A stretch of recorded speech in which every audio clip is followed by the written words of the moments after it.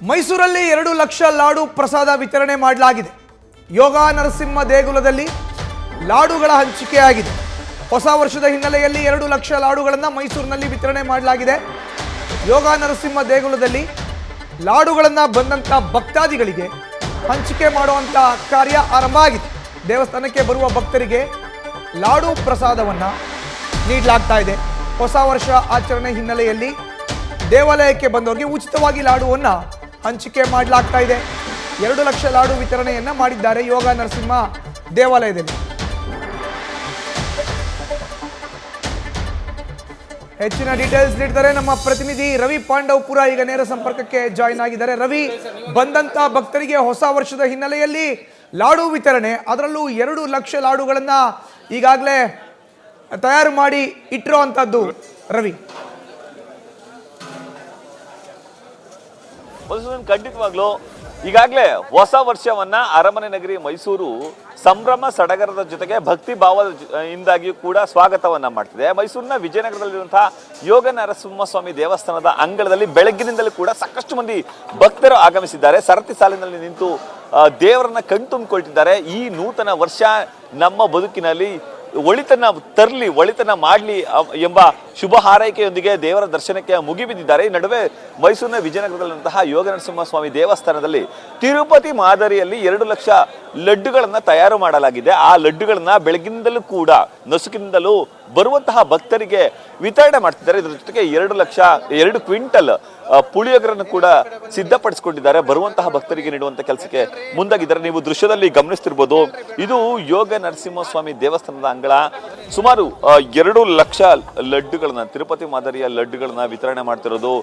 ಇಲ್ಲಿ ಸರತಿ ಸಾಲಿನಲ್ಲಿ ಅಂದ್ರೆ ಬೆಳಗ್ಗಿನಿಂದಲೂ ಕೂಡ ಭಕ್ತರು ಆಗಮಿಸಿ ಸರತಿ ಸಾಲಿನಲ್ಲಿ ನಿಂತು ದೇವರ ದರ್ಶನವನ್ನ ಪಡೆದುಕೊಂಡು ಬಂದಿದ್ದಾರೆ. ದೇವರ ದರ್ಶನವನ್ನ ಪಡೆದುಕೊಂಡು ಬಂದಂತಹ ಭಕ್ತರಿಗೆ ಇಲ್ಲಿ ಬಿಸಿ ಬಿಸಿಯಾದಂತಹ ಪುಳಿಯೋಗರೆ, ಅದರ ಜೊತೆಗೆ ತಿರುಪತಿ ಮಾದರಿಯ ಲಡ್ಡು ಎರಡನ್ನೂ ಕೂಡ ನೀಡಲಾಗ್ತಿದೆ.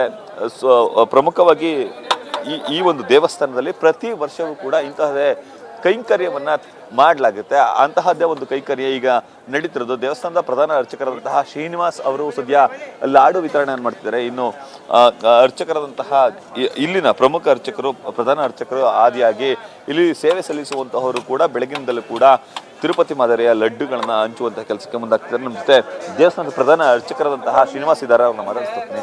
ಗುರುಗಳೇ, ಈ ಪೂಜಾ ಕೈಂಕರ್ಯ ಎಷ್ಟು ವರ್ಷಗಳಿಂದ ಮಾಡ್ತಿದ್ರಿ? ಇವತ್ತಿನ ವಿಶೇಷತೆ ಏನು? ಸಮಸ್ತ ನಾಡಿನ ಜನತೆಗೆ ಹೊಸ ವರ್ಷ ಶುಭಾಶಯವನ್ನು ಕೋರುತ್ತಾ, ಪರಮ ಪೂಜ್ಯ ಭಾಷ್ಯಂ ಸ್ವಾಮೀಜಿಯವರು ಮೈಸೂರು ಯೋಗ ನರಸಿಂಹ ಸ್ವಾಮಿ ದೇವಸ್ಥಾನದಲ್ಲಿ ನೂತನ ವರ್ಷಾರಂಭದ ಪ್ರಯುಕ್ತ ದೇವಸ್ಥಾನಕ್ಕೆ ಆಗಮಿಸುವ ಎಲ್ಲ ಭಕ್ತಾದಿಗಳಿಗೆ 2 ಲಕ್ಷ ಲಡ್ಡು ವಿತರಣಾ ಕಾರ್ಯಕ್ರಮ ಹಮ್ಮಿಕೊಂಡಿದ್ದಾರೆ. ಈ ಮಹತ್ತರವಾದ ಕಾರ್ಯಕ್ರಮ 94ನೇ ಇಸವಿಯಲ್ಲಿ 1000 ಲಡ್ಡುವಿಂದ ಪ್ರಾರಂಭವಾಗಿತ್ತು. ಈ ಪ್ರಾರಂಭಕ್ಕೆ ಪ್ರೇರಣೆ ಪದ್ಮಭೂಷಣ ಡಾಕ್ಟರ್ ರಾಜ್ಕುಮಾರ್ ಅವರ ಸಂಕಲ್ಪ. ಆವತ್ತು ರಾಜ್ಕುಮಾರ್ ದಂಪತಿಗಳು ಭಾಷ್ಯಂ ಸ್ವಾಮೀಜಿಯವರ ಹತ್ರ ವಿಜ್ಞಾಪನೆ ಮಾಡಿಕೊಂಡು, ನಮ್ಮ ದೇವಸ್ಥಾನದಲ್ಲಿ ತಿರುಪತಿ ಮಾದರಿ ಲಡ್ಡುವನ್ನು ಯಾಕೆ ಪ್ರಸಾದ ರೂಪದಲ್ಲಿ ಕೊಡಬಾರ್ದು ಹೊಸ ವರ್ಷದ ದಿವಸ, ಅದಕ್ಕೆ 1000 ರೂಪಾಯಿ ಸಂಕಲ್ಪದಲ್ಲಿ ಕೊಟ್ಟರು. ಆವಾಗ ಸ್ವಾಮೀಜಿಯವರು ಅಣ್ಣವರು ಹೇಳಿದ್ದಾರೆ ಅನ್ನೋ ಮಾತನ್ನು ದೃಢತರವಾಗಿ ನೋಡಿಕೊಂಡು ತಿರುಪತಿಯಿಂದ 4 ಜನ ಬಾಣಸರನ್ನ ಕರ್ಕೊಂಬಂದು ಆಗ 1000 ರೂಪಾಯಿಗೆ 1000 ಲಡ್ಡು ಆಯಿತು. 94ನೇ ಇಸವಿಯಲ್ಲಿ ನಮ್ಮ ಡಾಕ್ಟರ್ ರಾಜ್ಕುಮಾರ್ ಅವರು ಹಾಕಿರ್ತಕ್ಕಂಥ ಬುನಾದಿ, ಅವರ ಒಳ್ಳೆಯ ಮನಸ್ಸು, ಇವತ್ತು ಭಕ್ತಾದಿಗಳಿಗೆ 2 ಲಕ್ಷ ಲಡ್ಡು ವಿತರಣೆ ಆಗ್ತಾ ಇದೆ. ಈಗ ಇದು ಬೆಳಗಿನಿಂದಲೇ ಏನೆಲ್ಲ ಪೂಜಾ ಕೈಂಕರ್ಯಗಳು ಜರುಗಿದ್ವು? ಬೆಳಿಗ್ಗೆ ಇವತ್ತು ದಿನಾಂಕ 1/1/2024 ಸೋಮವಾರ ಬೆಳಿಗ್ಗೆ 4 ಗಂಟೆಗೆ ದೇವರಿಗೆ ತೋಮಾಲ ಸೇವೆ, ಸಹಸ್ರನಾಮಾರ್ಚನೆ ಸ್ವರ್ಣ ಪುಷ್ಪದಲ್ಲಿ, ಏಕಾದಶ ಪ್ರಾಕಾರೋತ್ಸವ, ನಂತರ 25 ಕ್ವಿಂಟಾಲ್ ಪುಳಿಯೋಗರೆ ಪ್ರಸಾದವನ್ನು ದೇವರಿಗೆ ನೈವೇದ್ಯ ಮಾಡಿ 4 ಗಂಟೆಗೆ ಭಾಷ್ಯಂ ಸ್ವಾಮೀಜಿಯವರ ಅಮೃತ ಹಸ್ತದಿಂದ ದೇವಸ್ಥಾನಕ್ಕೆ ಬರುವ ಎಲ್ಲ ಭಕ್ತಾದಿಗಳು ಲಡ್ಡು ಪ್ರಸಾದ ಸ್ವೀಕಾರ ಮಾಡಿ ಸಂತುಷ್ಟವಾಗಿ ತೆರಳುತ್ತಾ ಇದ್ದಾರೆ. ಅವರಿಗೆ ಹೊಸ ವರ್ಷ ಹರ್ಷವನ್ನು ಉಂಟು ಮಾಡಲಿ, ಸುಖ, ಶಾಂತಿ, ನೆಮ್ಮದಿ, ಆಯುಸ್ಸು, ಆರೋಗ್ಯ ಎಲ್ಲವನ್ನೂ ಭಗವಂತ ಕರುಣಿಸಲಿ. ಈಗಾಗಲೇ 35,000ದಿಂದ 40,000 ಭಕ್ತಾದಿಗಳು ದೇವಸ್ಥಾನಕ್ಕೆ ಆಗಮಿಸಿ ಭಗವಂತನ ಪ್ರಸಾದ ರೂಪದಲ್ಲಿ ಲಡ್ಡು ಪ್ರಸಾದ ಸ್ವೀಕಾರ ಮಾಡಿ ಬಹಳ ಸಂತುಷ್ಟರಾಗಿ ತೆರಳುತ್ತಾ ಇದ್ದಾರೆ. ಈ ಲಡ್ಡು ಪ್ರಸಾದದ ವಿಶೇಷತೆ ಹೇಳ್ಬೋದಾ? ಹೆಂಗೆ ತಯಾರಿಸಿದ್ರಿ, ಹೇಗೆ? ಲಡ್ಡು ಪ್ರಸಾದವನ್ನು ದಿನಾಂಕ 20/12/2023 ಪ್ರಾರಂಭ ಮಾಡಿ ದಿನಾಂಕ 31/12/2023 60 ನುರಿತ ಬಾಣಸಿಗರ ತಂಡ ಅನವರ್ತವಾಗಿ ರಾತ್ರಿ ಹಗಲು ಕೆಲಸ ಮಾಡಿ ಕಂಪ್ಲೀಟ್ ಮಾಡಿದ್ದಾರೆ. 2 ಲಕ್ಷ ಲಡ್ಡುವನ್ನು ಇನ್ನೂ ಮಾಡ್ತಾ ಇದ್ದಾರೆ. ಇನ್ನೂ ಮಾಡ್ತಾ ಇದ್ದಾರೆ ಆ್ಯಕ್ಚುಲಿ. ಇದಕ್ಕೆ 100 ಕ್ವಿಂಟಾಲ್ ಕಡಲೆ ಹಿಟ್ಟು, 200 ಕ್ವಿಂಟಾಲ್ ಸಕ್ಕರೆ, 10,000 ಲೀಟರ್ ಖಾದ್ಯ ತೈಲ ರೀಫೈಂಡ್ ಆಯಿಲ್ ಹಾಗೂ ದ್ರಾಕ್ಷಿ, ಗೋಡಂಬಿ, ಬಾದಾಮಿ, ಖರ್ಜೂರ, ಲವಂಗ, ಜಾಕಾಯಿ, ಜಾಪತ್ರೆ ಎಲ್ಲವನ್ನು ಉತ್ಕೃಷ್ಟ ರೀತಿಯಲ್ಲಿ ತುಂಬ ವಿಶೇಷವಾಗಿ ತಿರುಪತಿಯಲ್ಲಿ ಯಾವ ರೀತಿ ಮಾಡ್ತಾರೋ ಎಷ್ಟೋ ಭಕ್ತಾದಿಗಳು ತಿರುಪತಿಯಲ್ಲಿ ದೊರಕೋದಿಲ್ಲ ಅಂಥ ಲಡ್ಡುವನ್ನು ಭಾಷ್ಯಂ ಸ್ವಾಮೀಜಿಯವರು ಮೈಸೂರಿನಲ್ಲೇ ಮಾಡಿದ್ದಾರೆ.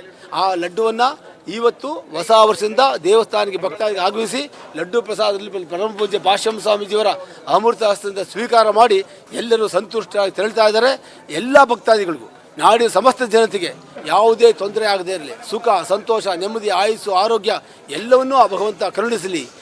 ಸಾಮಾಜಿಕ ಅಂತರನ್ನು ಕಾಪಾಡಿ ಮಾಸ್ಕ್ ಧರಿಸಿ, ವೃದ್ಧರು 60 ಮೇಲ್ಪಟ್ಟರು ದಯವಿಟ್ಟು ಕಡ್ಡಾಯವಾಗಿ ಮಾಸ್ಕ್ ಧರಿಸಿ ಭಗವಂತನ ದರ್ಶನ ಪಡೆಯಿರಿ. ಅಷ್ಟನ್ನು ಮಾತ್ರ ಈ ಮಾಧ್ಯಮದ ಮೂಲಕ ಕೇಳಿಕೊಳ್ಳುತ್ತೇನೆ.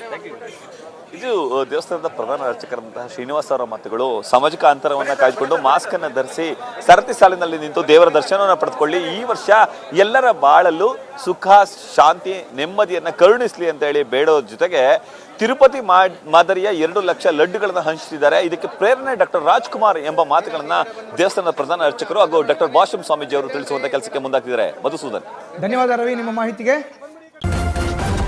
ನ್ಯೂಸ್ ಫಸ್ಟ್ ನಿರ್ಭೀತಿಯಿಂದ ನಿಮ್ಮ ಪರವಾಗಿ.